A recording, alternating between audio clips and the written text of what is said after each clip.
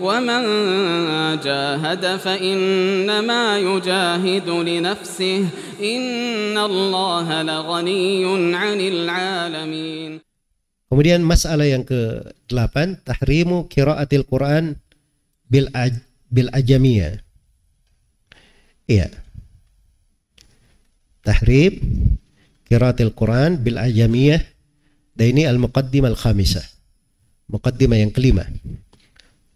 Haramnya membaca Al-Quran dengan selain bahasa Arab, dengan bahasa ajam. Iya, dengan bahasa ajam. Apakah boleh membaca dengan bahasa ajam? Ajam itu apa?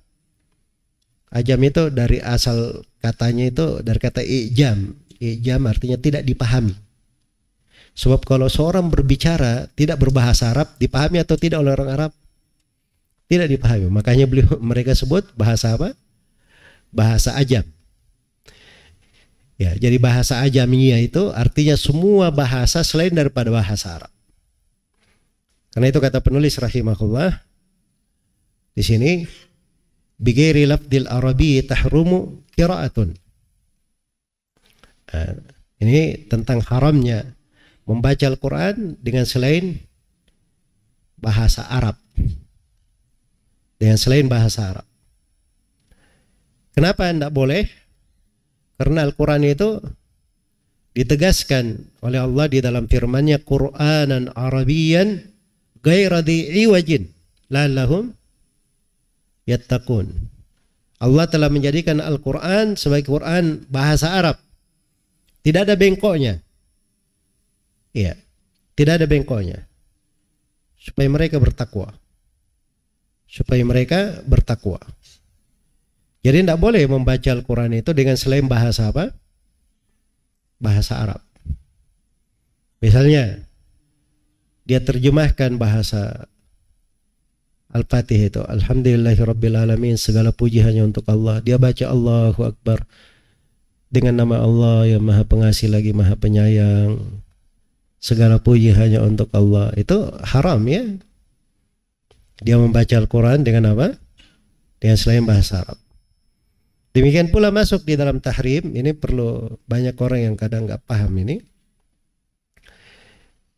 Penyebutan bacaan Al-Quran itu dengan lafaz apa? Latin.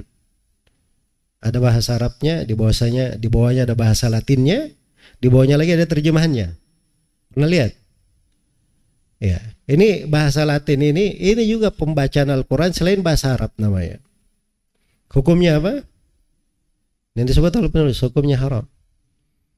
Makanya itu kan untuk memudahkan orang-orang yang nggak bisa membaca Al-Quran. Memudahkan bagaimana? Dikasih tanda baca di situ bahasa Latin, dia akan membaca tidak sebagaimana bahasa Arabnya. Itu pasti merubah dari kandungan Al-Quran. Jelas ya? Karena itu belum pernah ada, saya dengar ada yang membaca Al-Quran dengan huruf-huruf Latinnya itu, lalu dia benar dalam bacaannya. Pasti ada salahnya, banyak merubah makna. Jelas ya? Nah, itu ke sudut pengharaman jelas. Dan itu ada pembahasan dari buhut ulama-ulama besar di masa sekarang, ya, diuraikan panjang lebar tentang haramnya penulis Al-Quran di bahasa Latin. Karena itu terjadi di banyak negara.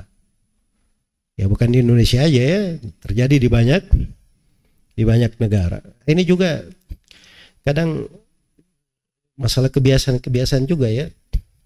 Ini saya perlu ingatkan ya, cuma jangan ikut-ikutan. Sebagian negeri-negeri kafir itu kan kitab mereka, kitab suci mereka itu ganti-ganti bahasa. Jadi bahasanya ini bisa dibaca pakai bahasa ini, bisa dipakai pakai bahasa ini. Itu mau digitukan juga Al-Quran. Jelas ya? Sama di orang-orang di luar ya, non-Islam, kalau dia sebut dalil dari kitabnya, dia akan sebut itu di kitab nomor 7 ayat sekian, disebut nomor ayatnya. Datang sebagian umat Islam, begitu juga modelnya, surah 3 ayat 4, surah 5 ayat ini. Dari mana dapat seperti itu? Pernah antum dapat di tafsir Ibnu Katsir kasih ayat, oh ini sudah berlalu di tafsir surah 10 ayat 5. Tidak ada omong kosong seperti itu di tafsir Ibnu Katsir. Yang ada beliau akan sebut itu ada di surah Yunus. Di ayat begini, disebut teks ayatnya. Sebab penyebutan surah itu maksud. Untuk apa kita belajar ulumul Quran kalau kita tidak kuasai nama-nama surah kita?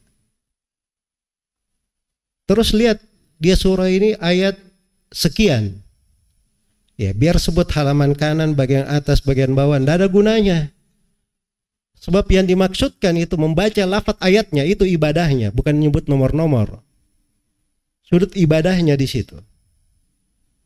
Menyebut ayatnya, lafaznya, disebut surahnya supaya orang tahu. Disebut nama surah itu kan memberi gambaran isi surah tersebut. Atau kadang hubungan dengan surah. Ya, jelas ya, itu ilmu namanya. Maka jangan terbawa dengan kebiasaan orang-orang yang di luar umat Islam. Ya. Tahu masalahnya dari mana muncul hal-hal yang seperti itu? Itu belajar otodidak namanya.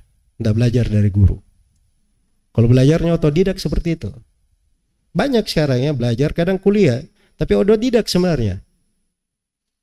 Yang saya maksud belajar dari guru itu dia selesaikan per kitab. Duduk talaki ke guru. Itu baru belajar benar namanya. So kalau dia belajar buku seperti itu, dia baca dari buku, dia tidak akan ketemu metodologi seperti itu. Dia akan terdidik di atas metodologi pembelajaran yang diterima dan ditalaki oleh para ulama dari masa ke masa. Jelas ya, ini contoh sederhana ya, dan ini masuk di pembahasan ulumul Quran. Kita kadang menyinggung hal-hal yang kadang terjadi sebagian kekeliruan ya di tengah saudara-saudara kita kaum muslimin. Ya. Baik.